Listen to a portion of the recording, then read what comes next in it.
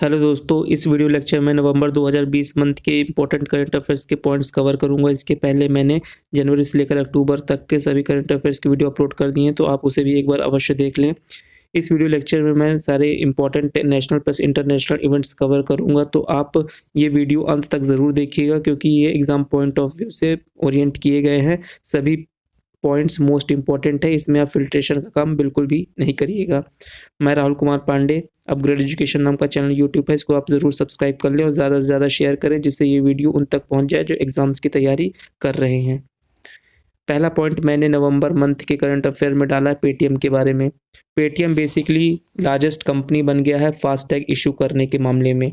FASTag issue के बारे में आपको पता होगा कि ये एक प्रकार का बार कोड होता है जो किसी भी गाड़ी में लगा देने से टोल टैक्स पर जो पैसे लिए जाते हैं एज अ टैक्स, तो फास्टैग लगा देने से वो ऑटोमेटिकली आपके अकाउंट से डिडक्ट हो जाएंगे। तो बेसिकली पेटीएम वॉलेट होता है, उससे आप यूपीआई के थ्रू वो पैसे अपने आप डिडक्ट हो जाएंगे।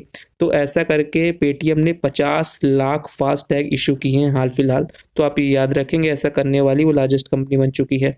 बेसिकली मैं बोलूँ फास्टैग किसके अंडर अनाउंस किया गया था, तो national highway authority of India के थ्रू फास्टैग ऑपरेट किया जाता है, तो आप ये भी याद रखेंगे।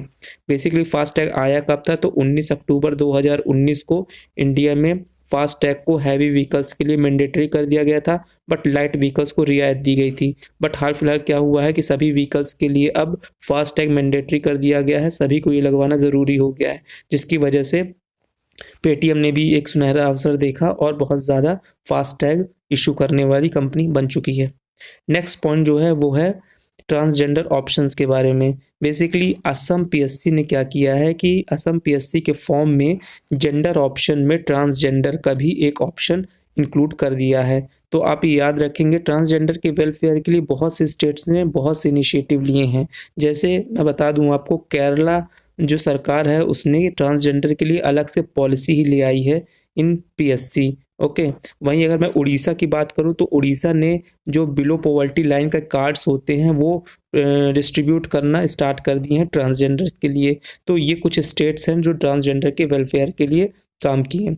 नेक्स्ट मैं बात करता हूं तो एक किताब है अ प्रॉमिस्ड लैंड। ये आपको किताब दिख रही होगी, बराक ओबामा जिस पे बने हुए हैं।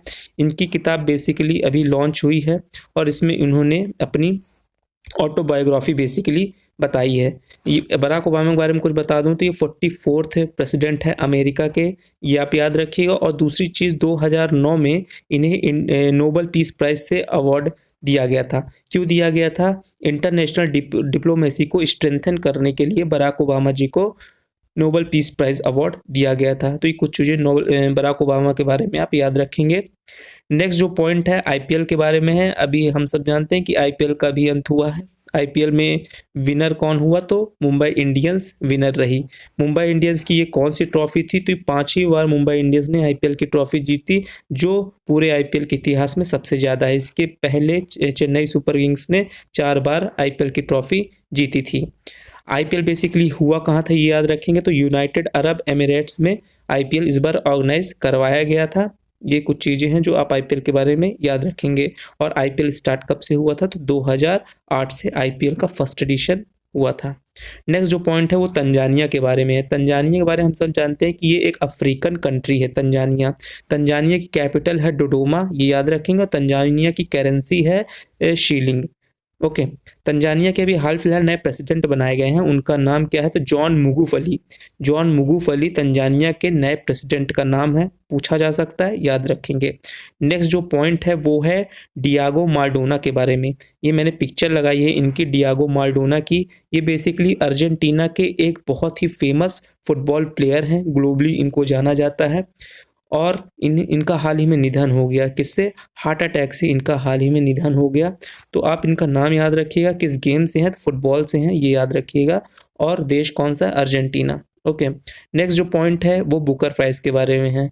बेसिकली बुकर प्राइज इस बार दिया गया है, किसको दिया गया है, तो डुगलस स्टुअर्ट नाम के व्यक्ति ने ये नोवेल लिखा है। नोवेल का नाम है शगी बेन, बहुत इंपॉर्टेंट है, याद रखिएगा। शगी बेन नोवेल का नाम है। बेसिकली इस नोवेल में क्या बताया गया है कि एक छोटा लड़का है जो गरीबी से परेशान है, जिसका फैमिली गरीबी से परेशान है, तो वो उसके अपनी माँ की मदद करने के लिए, मदर की मदद करने के लिए वो काम करने लगता है। ये बेसिकली एक ट्रू इवेंट्स पर आधारित है। 1980 में ग्लासगो आपको पता होगा, स्कॉटलैंड का एक शहर है, वहाँ की ये कहानी है।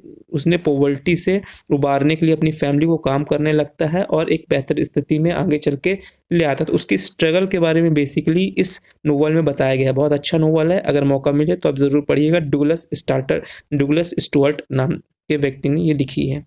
ओके, नेक्स्ट पॉइंट में बताओ तो नेशनल मिल्क डे के बारे में है। नेशनल मिल्क डे बहुत इंपॉर्टेंट है। याद रखिएगा कि 26 नवंबर को नेशनल मिल्क डे बनाया जाता है। 26 नवंबर ही क्यों? क्योंकि इस दिन वर्गीस कुरियन की बर्थ एनिवर्सरी होती है। वर्गीस कुरियन कौन है? Father of milk revolution in India Verghese Kurien है, सबको पता है। तो उन्हीं की बर्थ एनिवर्सरी में नेशनल मिल्क डे मनाया जाता है। अगर मैं पूछूं वर्ल्ड मिल्क डे कब मनाया जाता है, तो 1 जून को वर्ल्ड मिल्क डे बनाया जाता है। ये दोनों बातें आप याद रखेंगे। नेक्स्ट जो है वो आईसीसी के बारे में है, इंटरनेशनल क्रिकेट काउंसिल। ये बेसिकली फॉर्म कब हुआ? तो 1909 में ये फॉर्म हुआ था। इसके बारे में याद रखिएगा। बेसिकली आईसीसी के चेयरमैन अभी बने हैं नए, तो उनका नाम क्या है? तो ग्रेग बार्कले चेयरमैन का नाम है। ये बेसिकली न्यूजीलैंड के फॉर्मर क्रिकेटर हैं। इसके पहले अभी कौन था जिनको ग्रेग बार्कले ने रिप्लेस किया? तो इमरान ख्वाजा नाम के व्यक्ति थे। ये बेसिकली क्रिकेटर नहीं है, बिजनेसमैन है। इनको एक इंटरिम चेयरमैन बना दिया गया था। तो याद रखेंगे अभी हाल ही में कौन बनाए गए? ग्रेग बार्कले, जो कि न्यूजीलैंड के फॉर्मर प्लेयर हैं। ओके, नेक्स्ट पॉइंट की बात करते हो तो इंटरनेशनल चिल्ड्रन पीस प्राइज दिया गया। इंटरनेशनल चिल्ड्रन पीस प्राइज 2020 किसको दिया गया? तो सादत रहमान को दिया गया, जो कि एक बांग्लादेश से बिलोंग करते हैं। इन्होंने बेसिकली क्या किया है कि साइबर बुलिंग से, जो छोटे बच्चे होते हैं उनको साइबर बुलिंग से बचाने के लिए एक ऐप डेवलप किया है, जो ये डिटेक्ट करेगा कि साइबर बुलिंग में कौन कौन से चीज़ें इन्फ्लुएंस्ड हैं, उसको काउंटर करेगा, उससे कॉम्बैट करेगा। ठीक है, उससे लड़ने में सक्षम होगा ये एप्लीकेशन। तो बेसिकली उनकी इस काम के लिए उनको international children peace prize award दिया गया। सादत रहमान नाम याद रखेंगे, बांग्लादेश से बिलोंग करते हैं। नेक्स्ट पॉइंट है गोनी स्टॉर्म के बारे में। ये एक प्रकार का साइक्लोनिक स्टॉर्म है जो कि फिलीपाइंस में आया था। फिलीपाइंस की कैपिटल आप सबको पता है कि मनीला है। ओके, मनीला है। तो यहाँ गोनी स्टॉर्म आया। गोनी स्टॉर्म बेसिकली बहुत स्पीड थी इसकी, 315 किलोमीटर प्रति घंटे की स्पीड रही और इसको सुपर साइक्लोन का दर्जा दिया गया। सुपर साइक्लोन का क्यों दिया गया? क्योंकि हम जानते हैं कि 221 किलोमीटर प्रति घंटा की रफ्तार से अगर इससे कोई ऊपर की साइक्लोन है तो वो सुपर साइक्लोन में कैटेगरी में जाता है। तो गोनी स्टॉर्म जो है वो सुपर साइक्लोनिक स्टॉर्म था, आप याद रखेंगे, जो फिलीपाइंस में आया। नेक्स्ट जो पॉइंट है वो रामसर साइट के बारे में है। रामसर आप सबको पता होगा कि ये ईरान का एक शहर है। 1971 में ये ट्रीटी साइन की गई थी कि रामसर में, और इसमें ये हुआ था कि पूरे वर्ल्ड में जो वेटलैंड्स हैं उनको कंजर्वेशन के लिए एक इनिशिएटिव स्टार्ट करना, उनको दर्जा देना और उनके रखरखाव के लिए कार्य करना। तो बेसिकली ये ट्रीटी साइन हुई थी। तो अगर इंडिया के पर्सपेक्टिव से बात करें तो इंडिया में ऐसी 42 साइट्स हैं। 42 साइट्स हैं, तो आप ये याद रखेंगे। अभी हाल फिलहाल 3 साइट्स जोड़ी गई हैं इंडिया में, तब 42 हुई हैं। इसके पहले वो 39 थी। तो 3 साइट्स जरूर याद रखेंगे कौन सी जोड़ी गई हैं। लोनार लेक जो कि महाराष्ट्र में है, और सुर सरोवर लेक जो कि उत्तर प्रदेश में है, और एक सोरेक सोकर, ये बेसिकली लेह में है। याद रखिएगा, सोकर, ये नाम आप नोट कर लीजिएगा, इसमें मैंने नहीं लिखा तो आप नोट कर लेंगे। सोकर नाम का एक वेटलैंड है लद्दाख में। इसको 17 नवंबर, ये तो 13 नवंबर, ये भी 13 नवंबर, ये 17 को जोड़ा गया था। तो आप ये याद रखेंगे। Total 42 sites Ramsar sites India में है। डायरेक्टली पूछा जा सकता है, तो आप ज़रूर याद रखिएगा, मोस्ट इंपॉर्टेंट है। नेक्स्ट पॉइंट है IMF के बारे में। इंटरनेशनल मॉनेटरी फंड एक प्रकार का फिनेंशियल इंस्टीट्यूशन है। इसमें बेसिकली शॉर्ट टर्म लोन देने के लिए IMF को लोग प्रेफर करते हैं। इसका हेडक्वार्टर वाशिंगटन डीसी में है। बेसिकली 189 मेंबर पहले थे, अब 190वां सदस्य जुड़ा है। उस देश का नाम आप जरूर याद रखिएगा, अंडोरा नाम का शहर है। अंडोरा यूरोपियन कंट्री है। बेसिकली मैं आपको मैप में दिखा देता हूँ अंडोरा कहाँ पे है। तो ये आपको यूरोपियन कंट्री दिख रही होंगी। ये बेसिकली ब्रिटेन है, स्कैंडिनेवियन नॉर्वेजियन कंट्री है, रशिया है, देन ये यूरोप का पोर्शन है। तो आप यहाँ आ जाइए तो यहाँ आपको फ्रांस दिखेगा। फ्रांस के पास में आपको फ्रांस और बेलारूस के बीच में ये आपको अंडोरा नाम का शहर दिखेगा। तो अंडोरा आप ये लोकेट कर लेंगे मैप में। और अंडोरा को जोड़ा गया तो अंडोरा की कैपिटल जरूर याद रखिएगा, अंडोरा ले वेल्ले, अंडोरा ला वेल्ले, अंडोरा ला विल्ला, ठीक है ना, ये इसकी कैपिटल है। तो ये भी याद रखेंगे। नेक्स्ट जो पॉइंट है वो वर्ल्ड टॉयलेट डे के बारे में है। वर्ल्ड टॉयलेट डे कब मनाया जाता है? तो 19 नवंबर को वर्ल्ड टॉयलेट डे मनाया जाता है। थीम इसकी क्या है? तो बहुत इंपॉर्टेंट है, sustainable sanitation and climate change. Sustainable sanitation and climate change theme है इस बार की। नेक्स्ट जो पॉइंट है वो प्रिंस खलीफा बिन सलमान। ये बेसिकली कौन है? ये हैं प्रिंस खलीफा बिन सलमान। ये बेसिकली बहरीन के प्राइम मिनिस्टर हैं। बहरीन देश आज़ाद हुआ था 1971 में, बेसिकली 1971 में, 15 अगस्त 1971 में। तो बेसिकली तब से लेकर अब तक 2020 तक लगभग 50 साल इन्होंने प्रधानमंत्री पद संभाला बहरीन का। और अब इन्हीं के परिवार में किसी न किसी को ताजपोशी होगी। तो आप ये ज़रूर याद रखिएगा, प्रिंस खलीफ बिन सलमान कहाँ से बिलोंग कर रहे हैं? बहरीन से बिलोंग कर रहे हैं। बहरीन एक बहुत सा छोटा सा देश है जो कतर के ऊपर है, अरेबियन कंट्रीज के तौर पर इनकी गिनती होती है। नेक्स्ट जो पॉइंट है वो है नेशनल वाटर अवार्ड के बारे में। नेशनल वाटर अवार्ड बेसिकली हमारे इंडिया के नीति आयोग द्वारा ये अवार्ड दिया जाता है। समर सीजन में जिस स्टेट में वाटर क्राइसिस हो जाती है, जहाँ पानी की उपलब्धता उतनी नहीं रहती है, तो उस स्टेट की रैंकिंग बेसिकली इसमें ली गई। इसमें सबसे अच्छा परफॉर्मेंस करने वाला स्टेट बाहर निकल के आया तमिलनाडु। तमिलनाडु को फर्स्ट रैंक मिला, सेकंड में महाराष्ट्र और थर्ड में राजस्थान। इन राज्यों में बेसिकली समर टाइम में वाटर क्राइसिस होती है, तो उसके मैनेजमेंट के लिए इन्होंने बहुत अच्छा परफॉर्मेंस किया है। लाइक पॉन्ड और वाटर लेवल को अच्छा करना, इसके लिए बहुत सी इनिशिएटिव इन स्टेट्स ने ली, तो रैंकिंग इसी में जारी की गई थी। नेक्स्ट जो पॉइंट है वो फाइनेंस कमीशन के बारे में है। बेसिकली वित्त आयोग बेसिकली अपनी फाइनेंशियल रिपोर्ट, फाइनेंस कमीशन की नई रिपोर्ट प्रस्तुत किया प्रेसिडेंट के सामने। अब प्रेसिडेंट साहब पार्लियामेंट में इसको प्रस्तुत करेंगे और पार्लियामेंट में पास होने के बाद ये पब्लिक डोमेन में पढ़ने के लिए मिलेगी। बेसिकली फाइनेंस कमीशन के चेयरमैन कौन बनाए गए थे? तो एनके सिंह, नंदकिशोर सिंह बनाए गए हैं। आपको पता होगा फाइनेंस कमीशन में कितने सदस्य और कितने चेयरमैन, एक चेयरमैन होता है और 4 सदस्य होते हैं, ये याद रखिएगा। फाइनेंस कमीशन कॉन्स्टिट्यूशन में किस आर्टिकल में? तो आर्टिकल 280 में है, ये भी याद रखेंगे आप। हर 5 साल बाद फाइनेंस कमीशन का गठन होता है। पहला फाइनेंस कमीशन कब गठित हुआ था? तो 1951 में हुआ था। इसके चेयरमैन कौन थे? तो केसी नियोगी साहब इसके चेयरमैन थे। ये सब बातें आप फाइनेंस कमीशन के बारे में याद रखेंगे। नेक्स्ट चलते हैं तो नेक्स्ट स्थापना दिवस के बारे में है। विभिन्न राज्यों की स्थापना दिवस 1 नवंबर को मनाई जाती है। 4 राज्य हैं बेसिकली, मध्य प्रदेश और आंध्र प्रदेश की आप बात करेंगे तो 1 नवंबर 1956 को ये फॉर्म हुए थे, 1956 में ये फॉर्म हुए थे, तो ये याद रखेंगे मध्य प्रदेश और आंध्र प्रदेश। फिर आते हैं हरियाणा में, तो 1 नवंबर 1966 को 1966 को हरियाणा फॉर्म हुआ और 1 नवंबर 2000 को छत्तीसगढ़ फॉर्म हुआ। तो बेसिकली 4 स्टेट हैं जो 1 नवंबर को फॉर्म हुए, तो ये आप याद रखेंगे। नेक्स्ट जो पॉइंट है वो तरुण गोगोई साहब के बारे में है। तरुण गोगोई बेसिकली एक बहुत ही प्रोमिनेंट लीडर, बहुत ही विख्यात राजनेता थे कांग्रेस की तरफ से।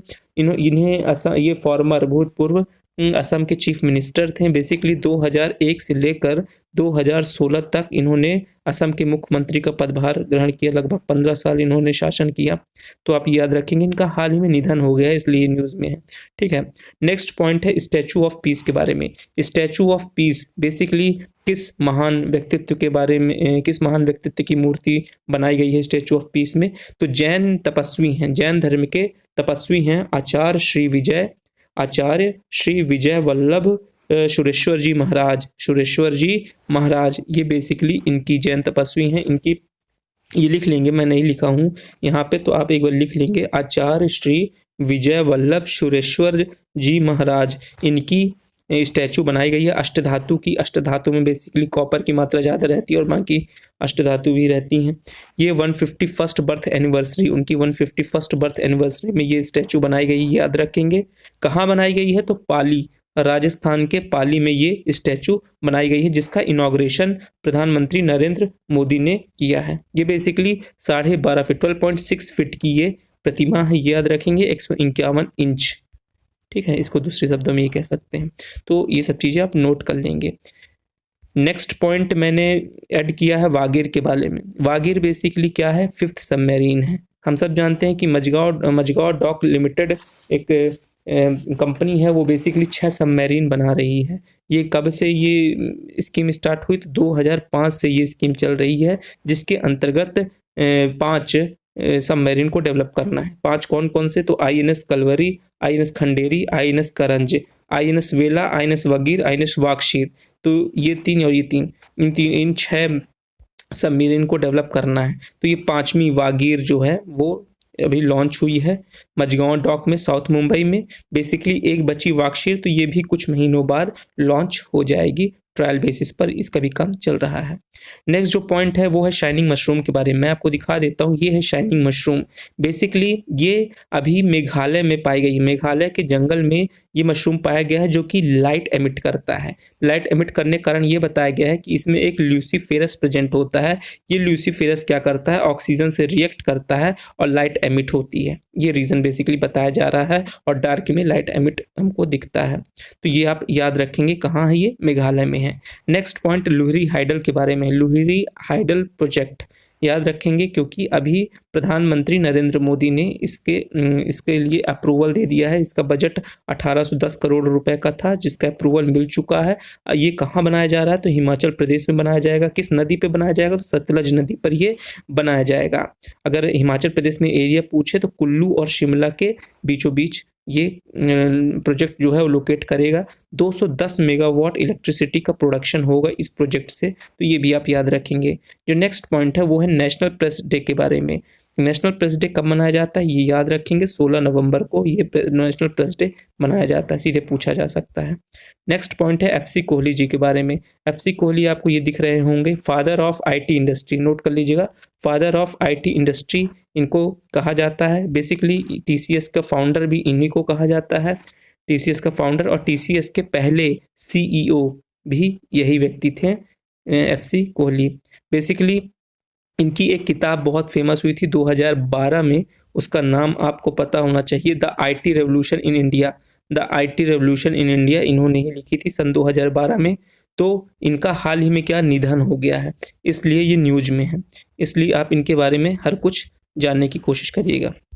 2012 की किताब है, पूछी जा सकती है, FC कोहली की the IT revolution in India. Okay, next जो पॉइंट है वो है लीलावती अवार्ड के बारे में। लीलावती अवार्ड बेसिकली क्यों दिया जाएगा, वुमेन एम्पावरमेंट के लिए जिन्होंने काम किया है, तो उन्हें ये लीलावती अवार्ड दिया जाएगा। ये किसके द्वारा ये अवार्ड लॉन्च किया गया, तो Ramesh Pokhriyal, ministry of education जिनके पास है, रमेश पोखरियाल निशंक, उनके द्वारा ये अवार्ड क्या लॉन्च किया गया है। नेक्स्ट पॉइंट सिम्बैक्स के बारे में है। सिम्बैक्स से आपको नाम से ही पता चल रहा होगा, सिंगापुर इंडिया के बीच में एक्सरसाइज, नेवल एक्सरसाइज हो रही है। सिम्बैक्स ये कहाँ पे हो रही है, ये बहुत इंपॉर्टेंट, तो अंडमान सी के पास ये सिम्बैक्स एक्सरसाइज हो रही है। 1994 से ये एक्सरसाइज करवाई जा रही है, और ये इस बार का ये 27th एडिशन होगा, 27वां संस्करण होगा। नेक्स्ट पॉइंट की बात करते हैं। नेक्स्ट पॉइंट परम सिद्धि के बारे में। ये आपको सुपर कंप्यूटर दिख रहा होगा, इसका नाम परम सिद्धि है। परम सिद्धि बेसिकली इंडिया का मोस्ट फास्टेस्ट सुपर कंप्यूटर है, तो आप ये याद रखेंगे। लेकिन अगर वर्ल्ड में बात करें तो वर्ल्ड में टॉप 500 सुपर कंप्यूटर की सूची में इसको 63rd स्थान दिया गया है, तो आप ये भी याद रखेंगे। इसके अगर मैं बात करूं कि परम सिद्धि के बाद कौन है, तो प्रत्यूष जो है वो 2nd super fast computer of India है, तो ये चीज़ भी आप याद रखेंगे। नेक्स्ट जो पॉइंट है वो है सोलर पावर्ड मिनिएचर ट्रेन के बारे में। ये बेसिकली ट्रेन सोलर पावर से चलेगी, जो कि केरला में है, केरला में ये चलाई जा रही है। केरला के तिरुवनंतपुरम, जो कि केरला की राजधानी है, वहाँ एक गांव है, वहाँ ये ट्रेन चलाई जा रही है। वैली टूरिस्ट विलेज के नाम से ये ट्रेन चल रही है। इसमें जो कैपेसिटी है, जितने लोग, इसमें 45 व्यक्ति बैठ सकते हैं। तो बेसिकली इन सब के बारे में आप ज़रूर अवेयर रहिएगा, क्योंकि ये पहली अपने आप में फर्स्ट ट्रेन है जो सोलर पावर्ड है, ठीक है, इसलिए बहुत इंपॉर्टेंट हो जाती है। नेक्स्ट पॉइंट की बात करते हैं तो G20 कॉन्फ्रेंस हुआ, 15th G20 कॉन्फ्रेंस, याद रखिएगा 15वां संस्करण था G20 कॉन्फ्रेंस का। ये कहाँ हुआ, तो सऊदी अरेबिया में हुआ, ये याद रखेंगे। बेसिकली 20 का। और 2021 का पूछूं कहाँ होगा तो इटली में होगा, बहुत इंपॉर्टेंट है। 2021 का इटली में होगा। 2022 का इंडिया में होना था बट अब ये इंडोनेशिया में होगा। कहाँ होगा?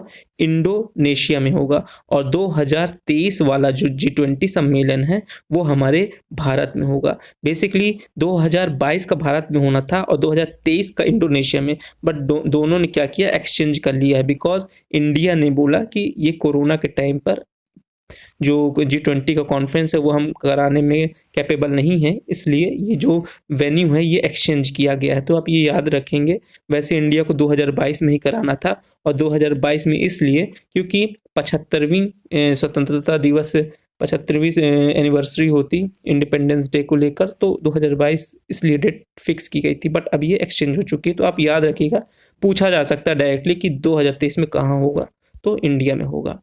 नेक्स्ट जो पॉइंट है वो एनसीसी के बारे में है, नेशनल कैडेट कॉर्प्स। इसकी स्थापना 22 नवंबर 1948 को हुई थी, 1948 में।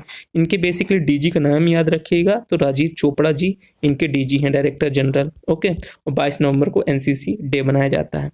नेक्स्ट पॉइंट मृदुला सिन्हा जी के बारे में है। ये है मृदुला सिन्हा, ये फॉर्मर गवर्नर ऑफ गोवा हैं। अभी हाल ही में इनका निधन हो गया है, इस वजह से ये न्यूज में है मृदुला सिन्हा, तो पूछा जा सकता है डायरेक्टली। नेक्स्ट बात करते हैं तो हींग और केसर के बारे में। बेसिकली हिमाचल प्रदेश में इनकी खेती होगी, हींग और केसर की। हींग की बात करता हूं मैं, तो हींग भारत में कहीं भी उगाई नहीं जाती, उसकी कृषि हींग की नहीं होती भारत में। बेसिकली हम सेंट्रल एशियन कंट्री से हींग लेते हैं, 100% हम इंपोर्ट करते हैं, like Kazakhstan, Uzbekistan, Afghanistan, central Asian country जहाँ पे ड्राई क्लाइमेट पाया जाता है जो हींग के लिए सुटेबल है, वहाँ से हम हींग लेते हैं। बट हिमाचल प्रदेश में हींग की एक नई किस्म खोजी गई है, जो कि बताया गया है कि हिमाचल प्रदेश के कुछ ऐसे जिले हैं जहाँ पे हींग उगाई जा सकती है, जैसे कि एक चंबा नाम का जिला है, एक लाहौल स्पीति नाम का जिला है, एक किन्नौर नाम का जिला है। तो इन 3 जिलों में हिमाचल प्रदेश में हींग उगाई जा सकती है। तो ठीक है, लेट्स सी क्या होता है। नेक्स्ट केसर। केसर में बेसिकली 100 टन की खपत भारत में है, एक साल में 100 टन की खपत है। बट हमारे इंडिया में 6 टन ही क्या होता है, प्रोडक्शन होता है, वो भी जम्मू कश्मीर में होता है। तो अब हिमाचल प्रदेश में भी जम्मू कश्मीर उगाया जा सकता है, कैपेबिलिटी है, तो केसर के लिए भी इनिशिएटिव लिया गया है। इसके लिए एक स्कीम चलाई गई है हिमाचल प्रदेश गवर्नमेंट की तरफ से, जिस स्कीम का नाम है कृषि संपदा योजना। तो ये याद रखेंगे। हिमाचल प्रदेश का चीफ मिनिस्टर कौन है, तो जयराम ठाकुर, ये भी याद रखेंगे, बहुत इंपॉर्टेंट है। नेक्स्ट पॉइंट निवाड़ के बारे में है। निवाड़ एक साइक्लोनिक स्टॉर्म है, बेसिकली ये भी तमिलनाडु को हिट करके गया, तमिलनाडु, पांडिचेरी। तो आप ये याद रखेंगे। निवाड़ नाम किसने दिया, तो ईरान ने निवाड़ नाम दिया। निवाड़ की स्पीड क्या थी, तो 120 किलोमीटर प्रति घंटा की रफ्तार से निवाड़ ने इस कोस्ट को हिट किया, तमिलनाडु कोस्ट को हिट किया।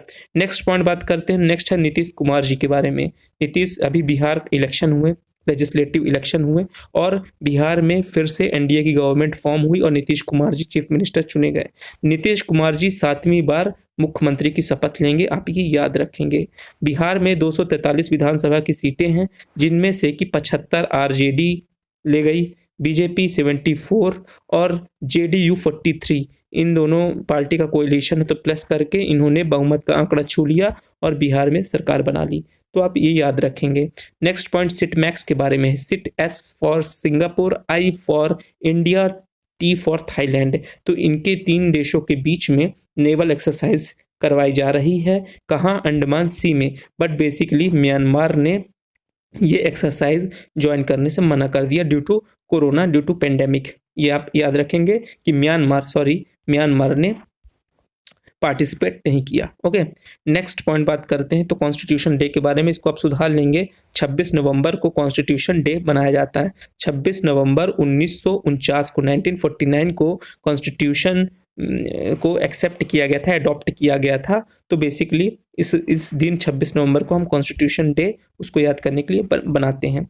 नेक्स्ट जो पॉइंट है वो नेशनल स्टैटिस्टिकल ऑफिस, बेसिकली राष्ट्रीय सांख्यिकी कार्यालय ने एक रिपोर्ट जारी की, जिसमें उन्होंने ये बताया कि सेकेंड क्वार्टर जीडीपी के सेकेंड क्वार्टर में जो इंडिया की ग्रोथ रेट है वो -7.5% है। तो ये आप याद रखेंगे। और इसी संस्था ने फर्स्ट जीडीपी क्वार्टर रेट ये बताया था कि -23.9%। बेसिकली सुधार देखने को मिला है। तो देखते हैं कब तक ये रिकवर होती है हमारे इंडिया की जीडीपी।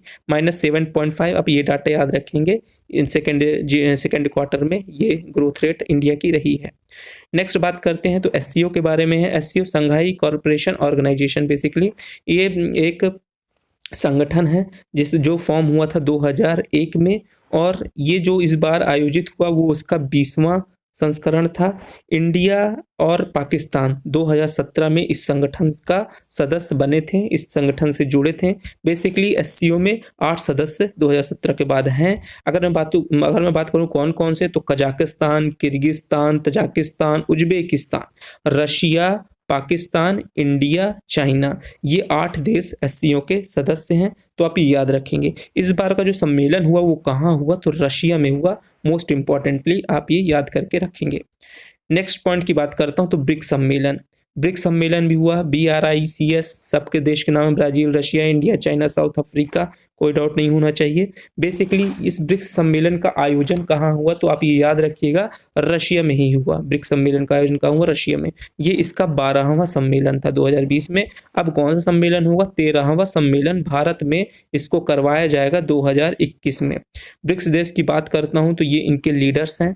ओके, तो ये आप इनको देख लेंगे। अगर मैं बात करूं कि इन सभी देशों की जीडीपी मिलाऊं तो कितनी है, 16.6 ट्रिलियन डॉलर की इकोनॉमी है, और इसकी पॉपुलेशन 3.6 बिलियन है, जो कि वर्ल्ड का 41% है। तो कुछ चीज़ें ब्रिक्स के बारे में आप याद करके रखेंगे।